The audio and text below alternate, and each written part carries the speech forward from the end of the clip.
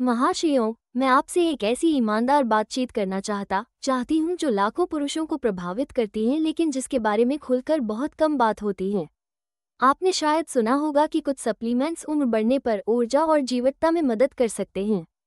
आज मैं आपको दो पोषक तत्वों के बारे में बताऊंगी जिनका पुरुषों के स्वास्थ्य में, खासकर 60 से ऊपर के पुरुषों के लिए महत्वपूर्ण योगदान है, और इनके बारे में वास्तविक विज्ञान क्या कहता है। ये कोई चमत्कारी इलाज नहीं है, ये बात मैं साफ साफ कह रही हूँ। लेकिन ये कैसे काम करते हैं और क्या आप इनमें से लाभ उठा सकते हैं, इसे समझना आपके रोजमर्रा के महसूस करने के तरीके में सचमुच फर्क ला सकता है।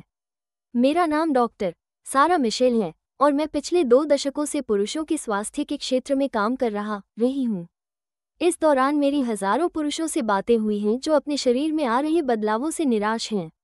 वे बताते हैं कि ऊर्जा कम लगती है, निजी जीवन में बदलाव महसूस होते हैं और सोचते हैं कि क्या ये सब उम्र का ही हिस्सा है।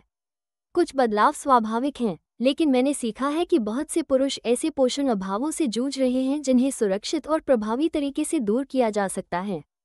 शुरुआत करते हैं विटामिन ड से, जिसे लोग प्रायः हड्डियों के स्वास्थ्य से जोड़ते हैं।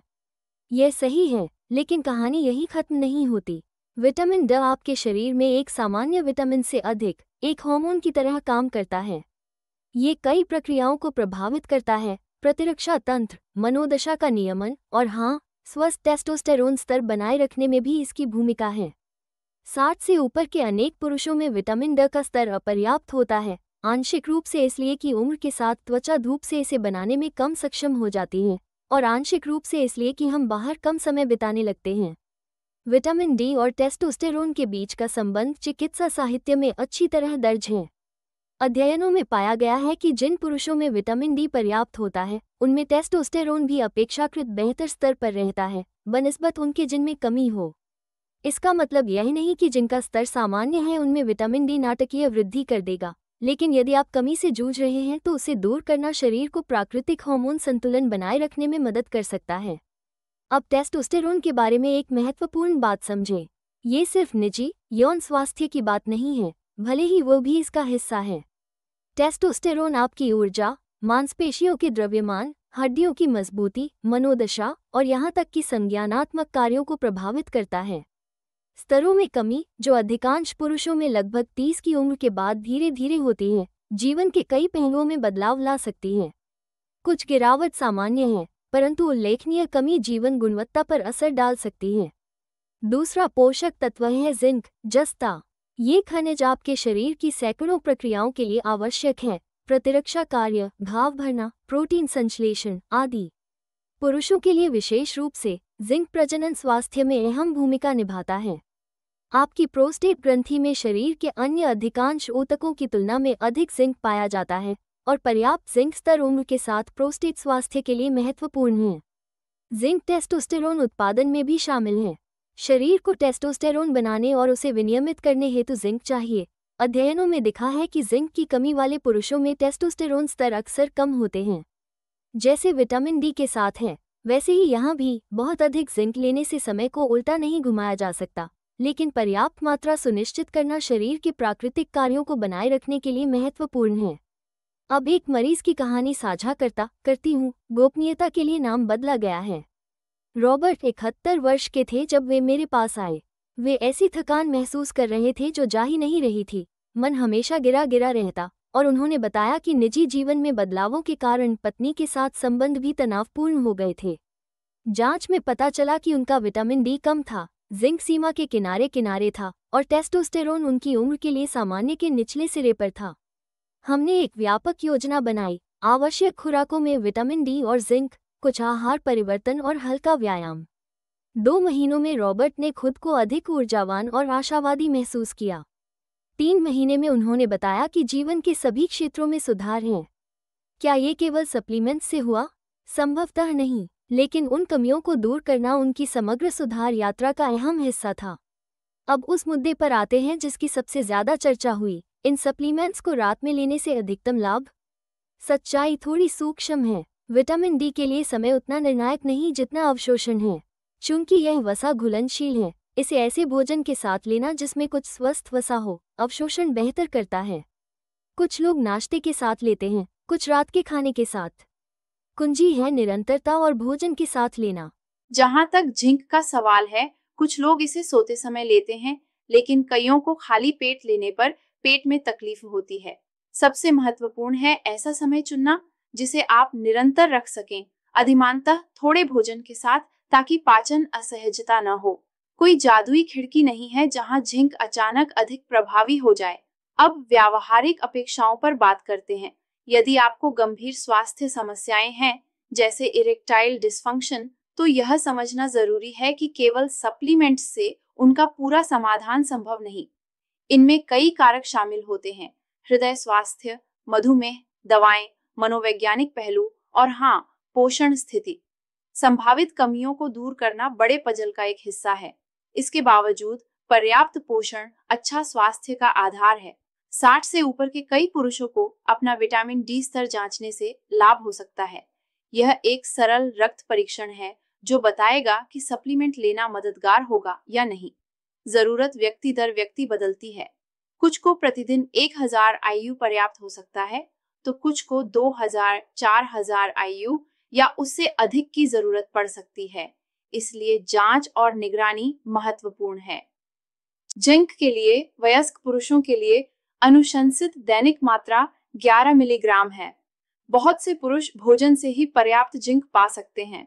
सीप, ऑयस्टर, बीफ, कद्दू के बीज और दलहन अच्छे स्रोत हैं, पर कुछ कारक आवश्यकता बढ़ा सकते हैं या अवशोषण में दखल दे सकते हैं। कुछ दवाएं, पाचन समस्याएं और शाकाहारी आहार। यदि सप्लीमेंट पर विचार कर रहे हैं, तो 15-20 मिलीग्राम की संयत शुरुआत सामान्यतः अधिकांश पुरुषों के लिए सुरक्षित मानी जाती है। सुरक्षा के बारे में एक अहम बात, ज्यादा हमेशा बेहतर नहीं होता। विटामिन डी की अधिकता विषाक्तता का कारण बन सकती है, मिथली, कमजोरी और गुर्दे की समस्याएं तक। बहुत ज्यादा जिंक तांबे, कॉपर के अवशोषण में बाधा डाल सकता है और पाचन संबंधी दिक्कतें दे सकता है। इसलिए मैं हमेशा मध्यम खुराक से शुरू करने और संभव हो तो स्वास्थ्य सेवा प्रदाता की निगरानी में रहने की सलाह देती हूँ। जीवन शैली कारकों की भूमिका भी उतनी ही महत्वपूर्ण है। पोषण पूरक मददगार हो सकते हैं, पर वे तब सबसे अच्छा काम करते हैं जब व्यापक स्वास्थ्य दृष्टिकोण का हिस्सा हो। नियमित शारीरिक गतिविधि, सिर्फ रोजाना टहलना भी ऊर्जा, मनोदशा और जीवटता पर गहरा असर डाल सकती है। हल्का शक्ति प्रशिक्षण, रेजिस्टेंस बैंड, हल्के वजन उम्र के साथ मांसपेशियों और हड्डियों को बनाए रखने में सहायक है। आहार का भी बहुत महत्व है। ऐसी खाने पीने की शैली जो सब्जियों, फलों, साबुत अनाज, कम वसा प्रोटीन और स्वस्थ वसाओं से भरपूर हो, वह केवल विटामिन खनिज ही नहीं देती, बल्कि एंटीऑक्सीडेंट्स और अन्य लाभकारी यौगिक भी देती है, जिन्हें सप्लीमेंट पूरी तरह नहीं दोहरा पाते। प्रोसेस्ड फूड, अतिरिक्त शक्कर और शराब को सीमित करना भी हार्मोन स्वास्थ्य और समग्र भलाई का समर्थन करता है। नींद की गुणवत्ता एक और महत्वपूर्ण पहलू है जो अक्सर नजरअंदाज होता है। खराब नींद टेस्टोस्टेरॉन, ऊर्जा, मनोदशा और सोचने समझने की क्षमता पर गंभीर असर डाल सकती है। अधिकतर वयस्कों को प्रति रात 7-9 घंटे की गुणवत्तापूर्ण नींद चाहिए। यदि नींद में दिक्कत है तो स्लीप एपनिया की जांच, नियमित सोने जागने का समय और शांत शयन कक्ष वातावरण बड़ा फर्क ला सकता है। तनाव प्रबंधन भी उतना ही महत्वपूर्ण है। दीर्घकालिक तनाव कॉर्टिसोल बढ़ाता है, जो टेस्टोस्टेरॉन उत्पादन में दखल देता है और स्वास्थ्य के कई पहलुओं पर असर करता है। ध्यान, शौक, सामाजिक जुड़ाव या प्रोफेशनल सहायता जैसे स्वस्थ तरीकों से तनाव संभालना दीर्घकालिक स्वास्थ्य में निवेश है। एक और मरीज की कहानी, जेम्स, उम्र 68, वे आश्वस्त थे कि उन्हें टेस्टोस्टेरोन रिप्लेसमेंट थेरेपी चाहिए। ऑनलाइन पढ़कर उन्हें लगा कि यही उनके थकान आदि का समाधान है। रक्त जांच में उनका टेस्टोस्टेरोन उनकी उम्र के लिए सामान्य था, लेकिन वे विटामिन डी में गंभीर रूप से डिफिशिएंट थे, जिंक कम था और प्रीडायबिटिक भी थे। हमने सप्लीमेंट, आहार परिवर्तन और धीरे धीरे शारीरिक गतिविधि बढ़ाने से इन मुद्दों को संबोधित किया। साथ ही हल्का स्लीप एपनिया भी मिला जो नींद बिगाड़ रहा था। इन आधारभूत समस्याओं का उपचार करने के बाद बिना हार्मोन थेरेपी के जेम्स ने खुद को उल्लेखनीय रूप से बेहतर महसूस किया। ये दिखाता है कि त्वरित उपायों पर कूदने की बजाय व्यापक मूल्यांकन क्यों जरूरी है। यदि आप सप्लीमेंट लेने पर विचार कर रहे हैं तो कुछ व्यवहारिक बातें। गुणवत्ता मायने रखती है। सप्लीमेंट उद्योग दवाओं जितना विनियमित नहीं है, इसलिए भरोसेमंद ब्रांड चुनें जो तृतीय पक्ष परीक्षण से गुजरे हों, जैसे यूएसपी या एनएसएफ इंटरनेशनल। समय और पारस्परिक क्रियाएं भी ध्यान दें। कुछ सप्लीमेंट दवाओं से इंटरेक्ट कर सकते हैं। उदाहरण के लिए जिंक कुछ एंटीबायोटिक्स के साथ एक ही समय पर लेने से उनके अवशोषण में बाधा डाल सकता है। विटामिन डी सामान्यतः बहुत सुरक्षित है, पर यदि आप हृदय संबंधी दवाएं लेते हैं या किडनी रोग हैं तो शुरू करने से पहले अपने डॉक्टर से सलाह लें। मैं जोर देकर कहना चाहती हूँ कि यद्यपि पोषण कमी दूर करने से बहुतों को लाभ होता है, फिर भी आवश्यक होने पर सप्लीमेंट चिकित्सा मूल्यांकन उपचार का विकल्प नहीं है। यदि आपको लगातार थकान, मनोदशा में बदलाव या इरेक्टाइल डिस्फंक्शन जैसे लक्षण हैं, तो उनकी समुचित जांच होनी चाहिए, क्योंकि कभी कभी ये हृदय रोग, मधुमेह या हार्मोन असंतुलन जैसी स्थितियों के शुरुआती संकेत हो सकते हैं जिनका विशिष्ट उपचार चाहिए। पोषण और पुरुषों के स्वास्थ्य का संबंध जटिल और व्यक्ति विशेष होता है। जो एक के लिए अच्छा काम करे, वो दूसरे के लिए आवश्यक या उपयुक्त न भी हो। इसलिए मैं अपने मरीजों से कहती हूँ कि सप्लीमेंट्स को जादुई समाधान नहीं, बल्कि स्वास्थ्य टूलकिट के संभावित औजार समझें।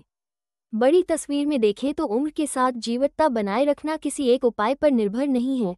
यह निरंतर स्वस्थ चुनावों, सक्रिय बने रहने, सामाजिक संबंधों, अर्थपूर्ण गतिविधियों में लगे रहने और स्वास्थ्य समस्याओं को उम्र का असर कहकर टालने के बजाय समय रहते सुझाने पर निर्भर है।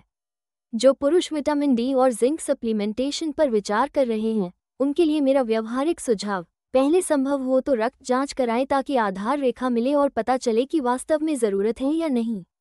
बिना जांच के शुरू करना चाहें तो मध्यम खुराक लें। विटामिन डी के लिए 1000-2000 यू दिन अधिकांश पुरुषों के लिए उचित शुरुआती स्तर है। जिंक के लिए 15 मिलीग्राम दिन सामान्यतः सुरक्षित और संभावित रूप से लाभकारी है। विटामिन डी को ऐसे भोजन के साथ लें जिसमें कुछ वसा हो ताकि अवशोषण बेहतर हो। जिंक भोजन के साथ या बिना लिया जा सकता है, पर भोजन के साथ लेने से पेट में असुविधा से बचाव होता है। नियमितता बनाए रखें। कमी सुधरने का पूरा असर दिखने में कई हफ्ते महीने लग सकते हैं। कुछ महीनों बाद अपने महसूस करने के तरीके पर नज़र रखें और स्तरों की पुनः जांच पर विचार करें। यदि सुधार महसूस न हो रहा हो या कोई असामान्य लक्षण दिखे तो अपने चिकित्सक से चर्चा करें। याद रखें, सप्लीमेंट स्वास्थ्य का केवल एक पहलू है। अन्य स्वस्थ जीवनशैली विकल्पों के साथ मिलकर वे उम्र के साथ जीवटता बनाए रखने की संभावना को सर्वोत्तम बनाते हैं। अंत में एक विचार छोड़ना चाहती हूँ। किसी भी उम्र में अपने स्वास्थ्य की बागडोर संभालना संभव और मूल्यवान है। बहुत से पुरुष उम्र बढ़ने के साथ गिरते स्वास्थ्य को नियति मान लेते हैं, लेकिन मैंने अनगिनत मरीज देखे हैं जिन्होंने पोषण, व्यायाम, नींद और तनाव प्रबंधन जैसे बुनियादी कारकों पर काम करके अपने महसूस करने और काम करने के तरीके में उल्लेखनीय सुधार किए हैं। चाहे आप 60, 70, 80 या उससे अधिक के हों, स्वास्थ्य और कल्याण का समर्थन करने के कदम लगभग हमेशा मौजूद रहते हैं। बेहतर स्वास्थ्य की यात्रा के लिए पूर्णता या रातों रात नाटकीय बदलाव जरूरी नहीं। छोटे छोटे निरंतर कदम सबसे टिकाऊ सुधार लाते हैं, चाहे वह दैनिक सैर जोड़ना हो, आहार सुधारना हो, पोषण कमी दूर करना हो या वो स्लीप स्टडी कराना हो जिसकी डॉक्टर ने सलाह दी थी। हर सकारात्मक कदम दूसरे पर टिकता है। आपका स्वास्थ्य एक निवेश है जिसका लाभ केवल शारीरिक महसूस में नहीं, बल्कि जीवन में पूर्ण रूप से भाग लेने, स्वतंत्रता बनाए रखने और अर्थपूर्ण रिश्तों का आनंद लेने में मिलता है।